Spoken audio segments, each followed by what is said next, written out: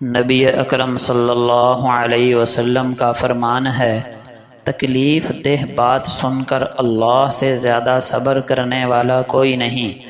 کیونکہ مشرک لوگ اللہ کے لیے اولاد ہونے کا جھوٹا دعویٰ کرتے ہیں، اور اللہ سبحانہ و تعالی یہ ناگوار بات سن کر بھی درگزر کا معاملہ فرماتے ہیں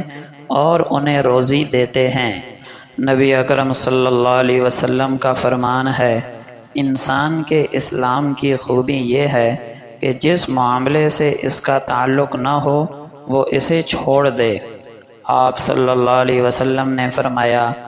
دو نعمتیں ایسی ہیں جن کی اکثر لوگ قدر نہیں کرتے، صحت اور فراغت۔ نبی اکرم صلی اللہ علیہ وسلم نے فرمایا، جب بندہ بیمار ہوتا ہے یا سفر کی حالت میں ہوتا ہے تو اس کے نامہ اعمال میں ان اعمال کے برابر عمل لکھ دیے جاتے ہیں جو وہ اپنے گھر میں حالت صحت میں کیا کرتا تھا۔ نبی اکرم صلی اللہ علیہ وسلم نے فرمایا، جو مسلمان کوئی پودا یا درخت لگاتا ہے تو اس سے جو کچھ کھا لیا جائے وہ اس کے لیے صدقہ بن جاتا ہے، اس سے جو کچھ چوری ہو جائے وہ بھی اس کے لیے صدقہ ہے، درندے اس سے جو کچھ کھا جائیں وہ بھی اس کے لیے صدقہ ہے، جو کچھ پرندے چگ جائیں وہ بھی اس کے لیے صدقہ ہے، اور جو کوئی اسے نقصان پہنچائے وہ بھی اس کے لیے صدقہ ہے۔ آپ صلی اللہ علیہ وسلم نے فرمایا، جہنم کی آگ سے بچو، چاہے کھجور کے ایک ٹکڑے ہی کو صدقہ و خیرات کر کے بچ سکو۔ آپ صلی اللہ علیہ وسلم نے فرمایا، نیکی کے کسی بھی کام کو حقیر نہ جانو، چاہے اپنے مسلمان بھائی کو خندہ پیشانی سے ملنا ہی ہو،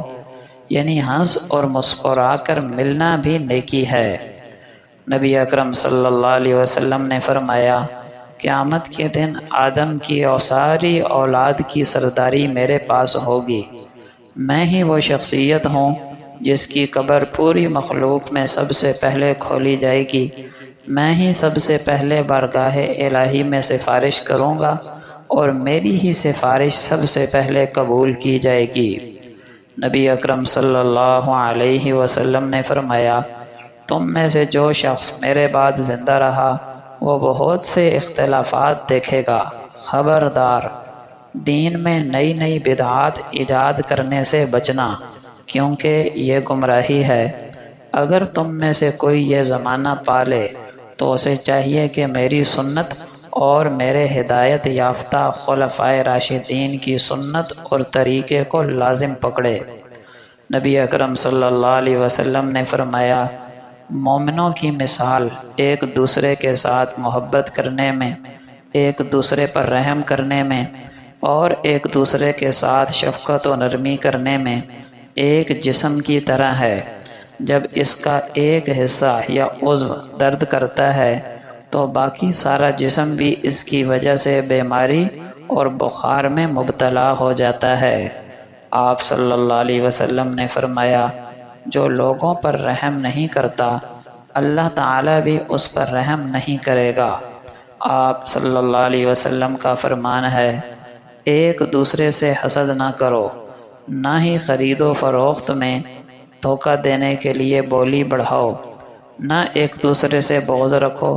نہ ایک دوسرے سے بے رخی کرو، اور نہ تم میں سے کوئی دوسرے کے سودے پر سودا کرے۔